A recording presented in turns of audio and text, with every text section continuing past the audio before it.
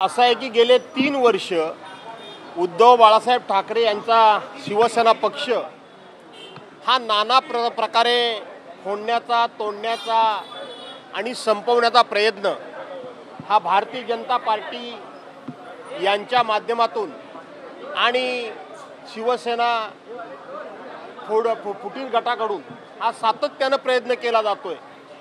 अनेक लोकांचा, अनेक पदाधिकाऱ्यांचा, अनेक माजी लोकप्रतिनिधींचा पक्षप्रवेश करून घेतला जातोय।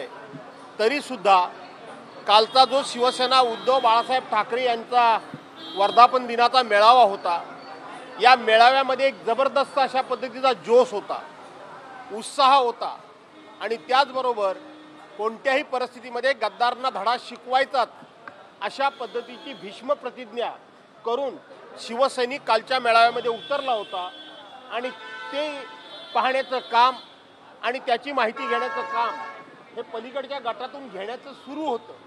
उद्धव साहेबांच्या भाषणानंतर त्यातले काही मुद्दे घेऊन आपण भाषण केलं, याचा अर्थ इकडच्या मेळाव्यावर लक्ष हे गद्दार गटाचं पुरेपूर होतं आणि म्हणून त्यांना ती भरलेली धडकी आहे। त्यांनी ते केलेलं वक्तव्य म्हणजे नैराश्यातून केलेलं वक्तव्य आहे की एवढं सगळं करून सुद्धा उद्धव बाळासाहेब ठाकरे खंबीरपणे उभे कसे राहू शकतात, या भीतीतून ते झालेलं वक्तव्य आहे। बावनकुळे असं म्हणतात की हिंदुत्व तर ठाकरेंचं संपलेलं आहे, पण राहिलेली शिवसेना देखील संपले, अशा प्रकारचं त्यांनी वक्तव्य केलं। असं आहे की शिवसेनेचं हिंदुत्व हे भाजपाकडून शिकण्याची गरज नाही, भाजपानं शिवसेनेला हिंदुत्व शिकवण्याची गरज नाही।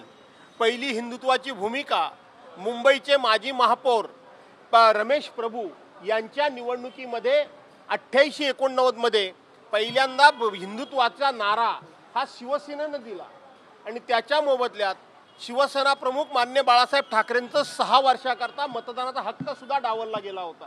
सुभाष देसाईंचा सुद्धा हा हिंदुत्वाच्या मुद्द्यावर मतदानाचा हक्क डावलला गेला होता। सूर्यकांत महाडकांना देखील त्रास झाला होता। भाजपाला काय झाला? भाजपा फक्त आयत्या बिळावरचा नागोबा आहे।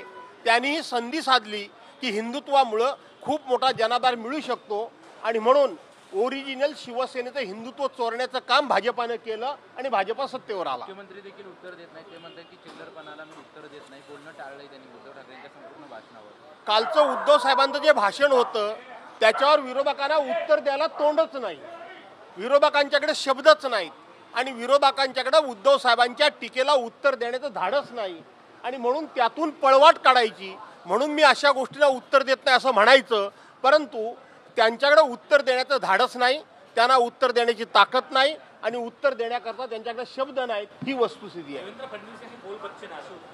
कोणाला? कालच्या भाषणाला त्यांची स्वतःची उपमा त्यांनी दुसऱ्याला का देऊ केली? खरं तर ही त्यांच्याकरता योग्य उपमा आहे, ही देवेंद्र फडणवीसांकरता उत्तम उपमा आहे, ती दुसऱ्याला देण्याचं काही कारण नाही।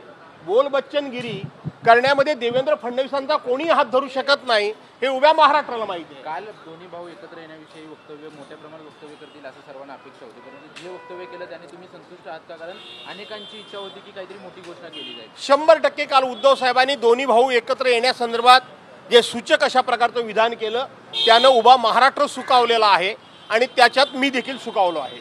खरं तर आगपाखड ही मनसेच्या भेटीबद्दल केली जाते, परंतु यापूर्वी जेव्हा महाविकास आघाडी स्थापन करण्याचा विचार केला होता त्याही वेळेला उद्धव ठाकरेंनी त्यांच्या पदाधिकाऱ्यांसोबत अनेक नेत्यांसोबत चर्चा केली होती का, असाही प्रश्न मनसेकडून उपस्थित केला जातो? मला माहीत नाही मनसेकडून काय प्रश्न उपस्थित केले जातात।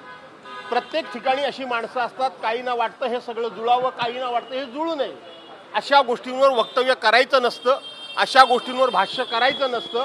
शेवटी चांगलं व्हावं हाच विचार मनामध्ये ठेवून आपण पुढे जायचं असतं। धन्यवाद। पवार साहेबांनी असं वक्तव्य केलं की मुंबईमध्ये ठाकरेंची ताकद जास्त आहे, प्राबल्य त्यांचं जास्त आहे, मुंबईमध्ये काय निर्णय घ्यायचा हे आम्ही विचार करून निर्णय घेऊ आणि त्यांच्यासोबत चर्चा करून निर्णय घेऊ।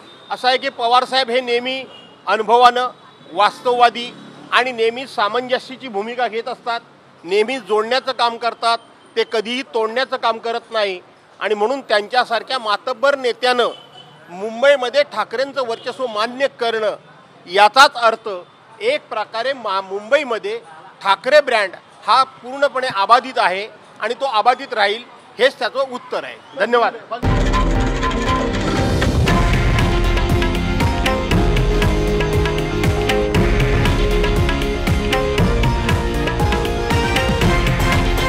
हे आहे देशातील नंबर 1 न्यूज नेटवर्क आणि आपण पाहत आहात TV9 मराठी, एकमेव.